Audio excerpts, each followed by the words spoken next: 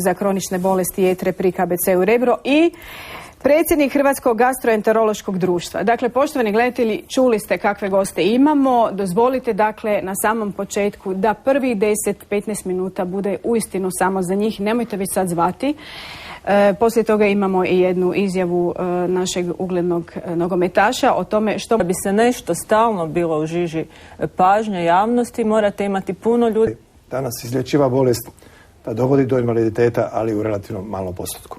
Znate zašto mi je bitna ova socijalna dimenzija da raščistimo? Zato što su mi se mnogi gledatelji javili i rekli ja bi vrlo rado postavio pitanje, ali neko će me prepoznati i znati će da u obitelji imam oboljelog od hepatitisa i onda ću biti stigmatiziran. Dakle, još uvijek, je li vi dobivate isto takve informacije? Da, između ostalog ja vodim... Izvolite, postavite 2 pitanja pa ćemo onda opet dati prednost gostima. Izvolite.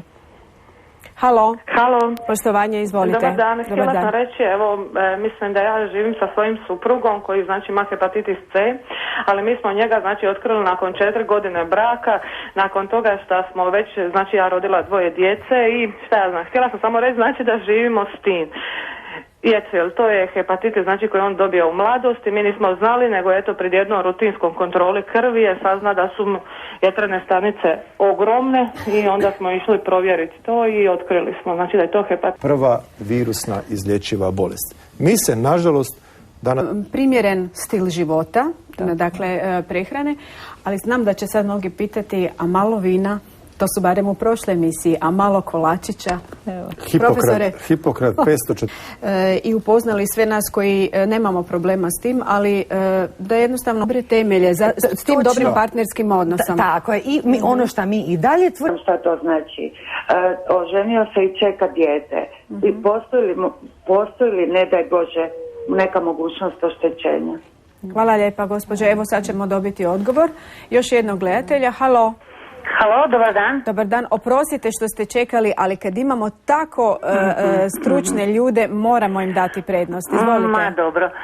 Kažite mi molim vas lijepo, s obzirom da sam ja bila kuma kojeg od prijateljice nije bitno. Smo teške trenutke i u trenutku, evo kad smo tamo malo živnuli, uz svu najbolju pažnju i tako dogodila se druga trudnoća i ja sam u startu odlučila da neću roditi, da ne mogu drugi put proći i naravno mislila sam da je to prestrašno. Čestitke za sve što ste prošli. Ja obično kažem da su u mojim emisijama, osim gostiju, mame oni najveći heroji i pokretači koji ruše sve brane i jednostavno ne dozvoljavaju nikakve prepreke u životu. Hvala vam lijepa na ovom iskustvu. Poštovani gledatelji, sad se malo odmorite, nemojte sad zvati, da čujemo sad još malo komentar svega ovog što je gospođa rekla, a onda idemo čuti poznatog nogometaša Ivana Gudelja što se njemu događalo, kakva su njegova iskustva kad je on saznao da je obolio od hepatitisa. Ali prvo komentar svega ovoga. Ja ću samo kratko svjedočanstvo koje... Mi smo isto u tom trendu. Dakle, već druga emisija ove godini, pa će biti još i treća, pa će biti sve manje nekih čudnih pitanja i predrasuda. No dobro, ja sam obećala. Idemo sad čuti što jedan poznati nogometaš kaže o svom iskustvu kad je spoznao da ima hepatitis. Možemo li, gospođa Ana, izvolite. Možemo li samo kazati? Pa i svijet. Tu smo napravili značajan pomak u edukaciji i napravili smo u krajnjem slučaju jednu konsenzusku počela djelovati, ali C i B zajedno je činjenica. Tome puno je mogućnosti na koje se gospodin mogao zaraziti. Ovo koliko ja čujem i mogu predumijevati, još jedan put dolazi, ali nadam se kad ćemo imati ponovo ovu emisiju, možda negdje u jeseni, da ćete mi se ponovo odazvati. Hvala vam lijepa.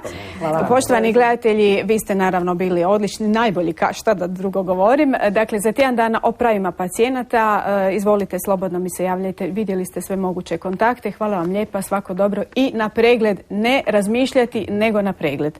Svako vam dobro i doviđenja. Rekli su mi minutica, gospođa Tatjana za kraj, jer čuli smo ovo su bili lijepi govori.